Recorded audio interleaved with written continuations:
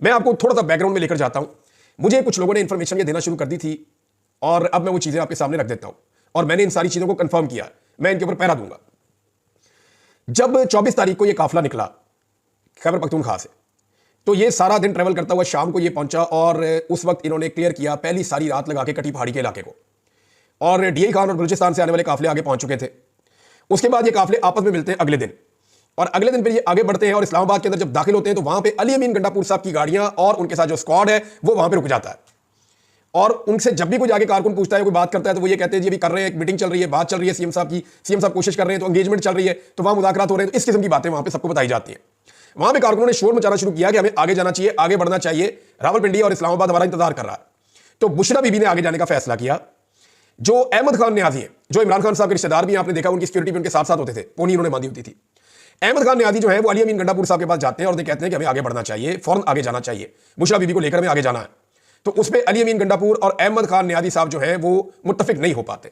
तो अहमद न्याजी जो है वो आगे बढ़ते हैं और बुशरा बीबी कंटेनर के अंदर सवार थी, तो उन्होंने कहा कंटेनर लेके आगे निकलो।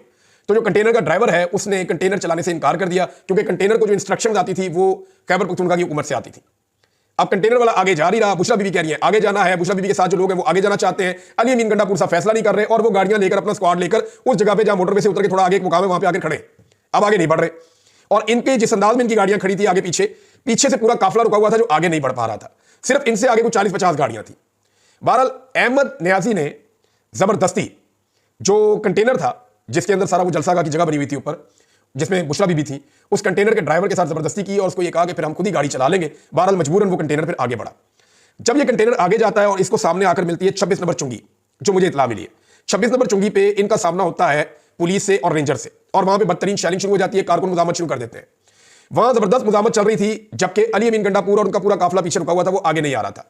अब इन दोनों काफिलों के बीच में मुझे कुछ लोगों ने कंफर्म किया और मैं उनके नाम भी बता सकता हूं। उन्होंने कहा जी कि बीच में कुछ जगह खाली भी थी, वहां कारकुनों ने शोर मचाना शुरू कर दिया। आपने कुछ विजुअल्स देखे होंगे जिसमें आपने महर शराफत के विजुअल देखे होंगे, कुछ कारकुनों के विजुअल देखे होंगे, एक दो और लीडर हैं उनके आपने विजुअल देखे होंगे कि वो कोशिश कर रहे हैं कि आगे निकलो, हमें आगे जाने दो, बुशरा बीबी आगे चली गई है, काफिला आगे निकल गया है, हमें आगे जाने दो। लेकिन वो गाड़ियां रास्ता नहीं दे रही थी जो सीएम के साथ थी और रास्ता खुल नहीं रहा था।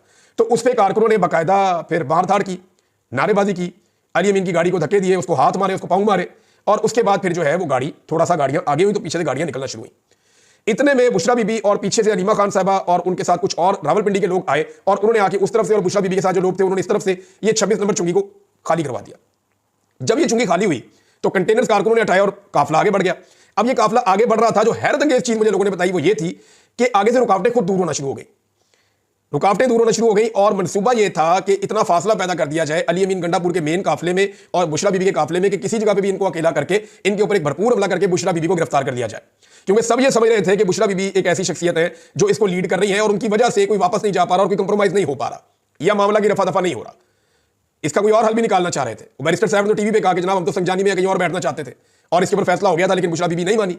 वो कह रही थी मैंने जाना डी चौक में, मुझे इमरान खान ने कहा हुआ है। तो जब ये आगे बढ़े तो उनको मौका इसलिए गिरफ्तार करने का नहीं मिला कि रावलपिंडी और इस्लामाबाद के शहरी निकला है, यानी आमिर मुगल वगैरह निकला है, वो आमिर रियाज वगैरह, शहरयार रियाज वगैरह और बाकी लोग हैं, अलीमा खान अपने साथ काफी क्राउड लेकर आ गई, वहां के नौजवान निकला है। तो ये इतना बड़ा एक क्राउड बन गया कि ये भी अच्छा खासा एक जुलूस बन गया। अब इनको गिरफ्तार करना मुश्किल था बुशरा बीबी को। उस वक्त जो है वो अली अमीन गंडापुर साहब पीछे से फिर आए और उन्होंने ज्वाइन किया और फिर ये डी चौक की तरफ गए।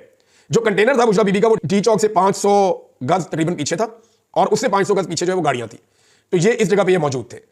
अब एक और चीज जो मैं आपको बताने जा रहा हूं कि 4 बजे तक डी चौक पे मुकम्मल कंट्रोल हो चुका था पाकिस्तान तहरीक इंसाफ के कारकुनों का और लीडरशिप वहां पे मौजूद थी।